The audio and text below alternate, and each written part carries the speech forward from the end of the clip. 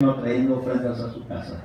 Padre, en el nombre de Jesús, sean consagradas las ofrendas, que tu iglesia, Señor, con amor, corresponde, Señor, al favor que hemos recibido de lo alto. Gracias por tu evangelio, gracias por tu casa. En Cristo Jesús, prospérala, Señor. Amén, amén y amén. Gloria a Dios, gloria a Dios.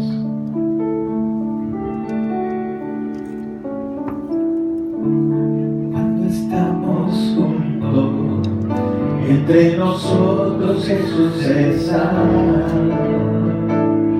Cuando estamos juntos, hay poder y autoridad en su nombre.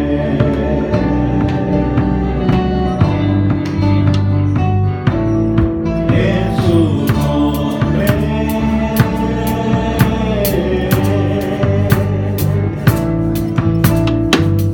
Cuando estamos juntos, entre nosotros Jesús está. Cuando estamos juntos, hay poder y autoridad en su nombre.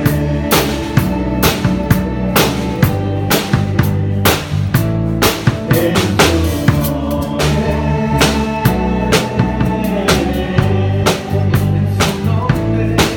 En su nombre.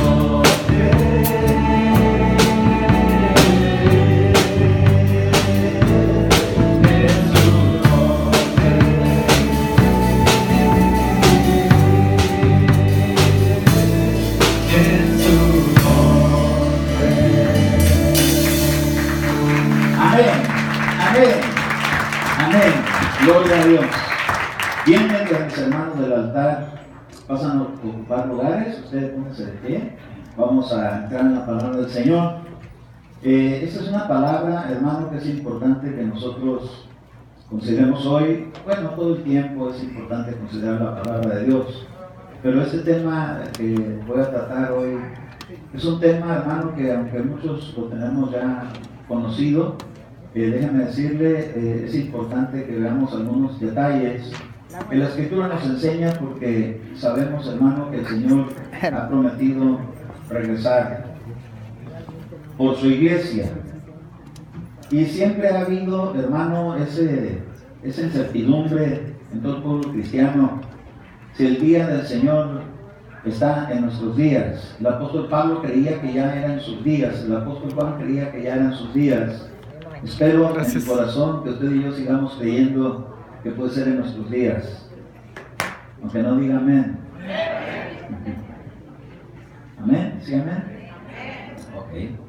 Bien, pues entonces vamos a entrar en Mateo capítulo 24 y el verso 44. Vamos a leer del verso 44 al 47.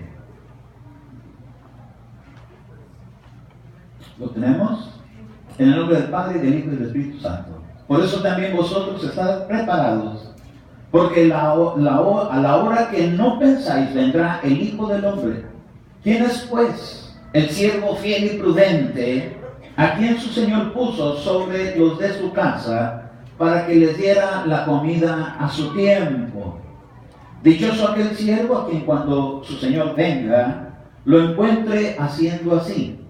De cierto os digo que lo pondrá sobre todos sus bienes. Oramos al Señor. Padre, en el nombre de Jesús, te damos gracias por tu palabra que nos da promesas, por tu palabra, Señor, que también nos hace responsables y nos hace, Señor, a nuestro corazón, nos da un aliciente para servirte. Permite, Dios mío, que tu palabra en este día pueda penetrar, Señor, en nuestra vida de tal manera que produzca cambios de servicio, cambios de actitud, entendiendo, Señor, que tu día está cerca. En el nombre de Jesús, usa mi vida para hablar a tu pueblo. Bendigo a tu iglesia en Cristo Jesús. Amén. Amén y amén. Si es tan amable de sentarse. Esta palabra nos habla, hermano, de estar preparados. Usted a ver al que está junto a usted, dígale, seguimos preparándonos,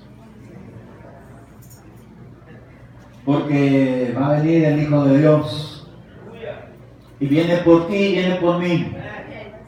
Tenemos que estar preparados para ese día. para que no vaya a acontecer jamás con nosotros de que aparezca la hora que uno no sabe. El Espíritu de Dios se hará cargo de dar testimonio de la voz del Señor que viene por su iglesia. ¿Por qué digo eso?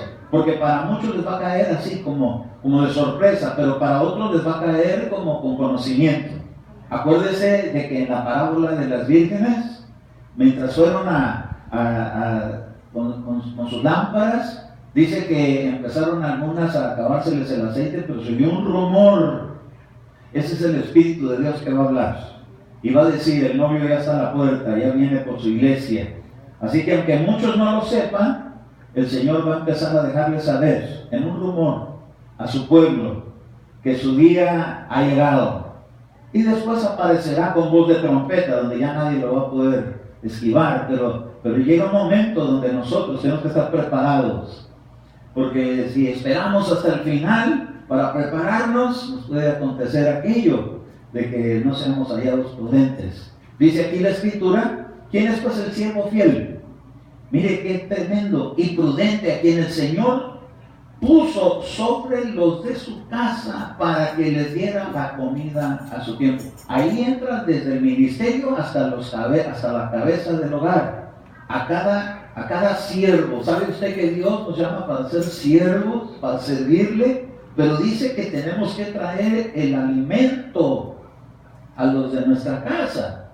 Yo tengo una responsabilidad con Dios de traer alimento para que usted pueda comer a su debido tiempo, pero usted tiene la responsabilidad de estar aquí para comer. El pueblo de Dios tiene la responsabilidad de presentarse en la casa, en su casa. Cuando usted tiene un sueño, usted sueña que en su casa hay luz. No es literalmente su casa donde usted vive, sino la casa donde se congrega.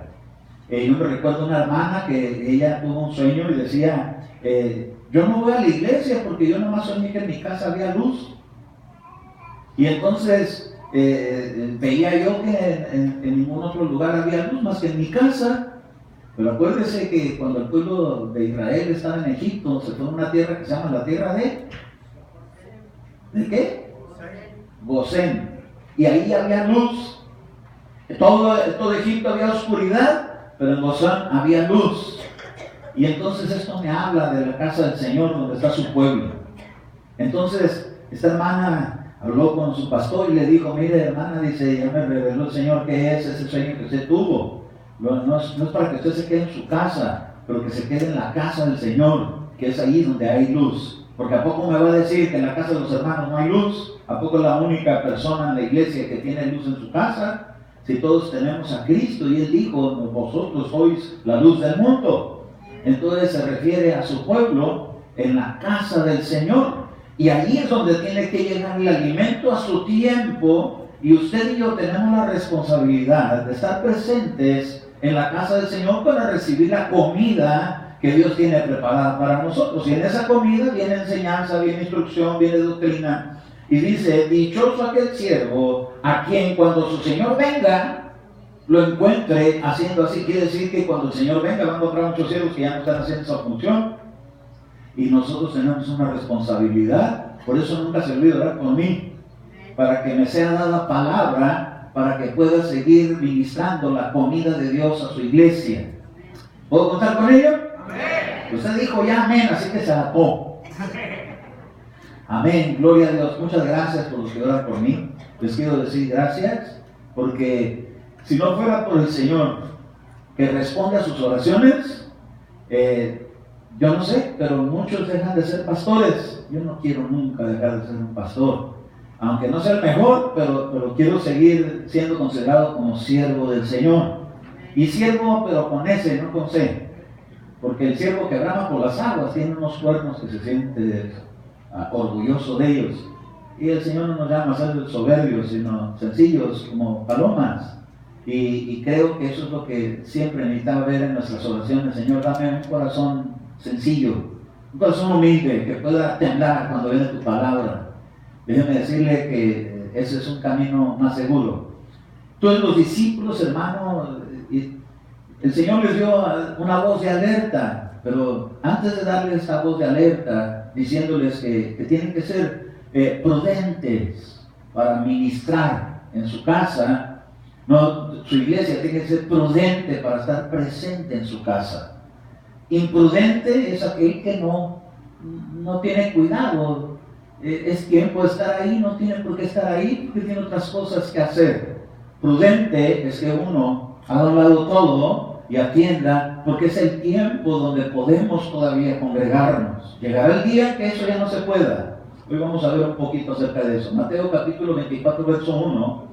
Se les dice aquí la escritura que cuando salió Jesús del templo y se le acercaron sus discípulos para mostrarle los edificios del templo. Mas respondiendo él les dijo: ¿veis todo esto? En verdad os digo que no quedará piedra sobre piedra que no sea derribada. Estaba hablando del templo, el lugar de reunión. Tarde que temprano va a llegar el día en que ya no se pueda uno congregar como hoy lo hacemos. Dice aquí la escritura que Jesús, mientras salía del templo, quiere decir que entró al templo y estuvo enseñando. Y la prudencia de Jesús era enseñar, pero la prudencia del pueblo es estar presente para escuchar la enseñanza. Amén. Pero entonces sale Jesús porque se terminó el servicio y entonces los discípulos decían: mira, Señor, este templo, como que muchos tienen su confianza en el lugar o en el ministerio o en la congregación, y él le dijo: este sistema se va a terminar, pero todavía no se acaba. Mientras no se acabe, él seguía yendo al templo y él seguía enseñando. Déjenme decirle que sé que se va a terminar ese sistema por el gobierno, porque va a haber, hermano, corrección. ¿Por qué? Porque se han utilizado para mal las reuniones de las iglesias. Muchos lugares, hermano, han hecho de la iglesia un espectáculo, han hecho muchos un show. Es decir, traen payasos, traen cosas que entretienen a la gente, y traen números, y traen cantantes, y traen personas que ya tienen mucho. Hace un tiempo me recuerdo que le compartíamos a otro hermano aquí en la iglesia, y entonces me dijo: hermano, vamos a hacer un servicio y vamos a traer a Erickson Alexander. Y vino, es una bendición. Y entonces se llenó la iglesia, pues estaban ellos, estábamos nosotros y otros invitados. ¿Por qué? Porque iba a ser una noche bonita, pero déjenme decirle, yo no vi que viniera gente nueva. Es decir, no cristianos para que se convirtieran. Puros cristianos estamos aquí, estaba a reventar, y entonces parecía como que Dios estaba prosperando la iglesia. Pues se fue Erickson y se fue la visita de la gente que venía a la iglesia. ¿Por qué? Porque se hacen entretenimientos, y no necesitamos entretenimientos, necesitamos tener contacto con Dios. Necesitamos mantener una relación donde se haga en nosotros, en nuestro interior, una necesidad de estar ahí en su presencia, buscando algo que necesitamos de Dios. ¿Cuántos de aquí no necesitan que Dios les mejore sus actitudes? Yo creo que sí, hermano. Necesitamos tener una mejor actitud siempre, porque podemos tener muy buena actitud entre los hermanos, pero yo conocí un dicho que decían: luz de la calle y oscuridad de la casa. Y es en la casa donde tiene que haber luz, y tiene que haber buenas actitudes y mejor manera de conducirnos, que uno cuando ofenda, porque a veces ofendemos, no lo negamos, pero que pueda uno pedir perdón, que pueda uno reconciliar, que pueda uno humillarse, que pueda, cuando alguien se te acerca a decirte: ¿sabes qué? Pues te fallé, le puedes decir: no te preocupes, estás perdonado. Pero hay veces que dice uno: no, esto se va a tener que purgar en una condena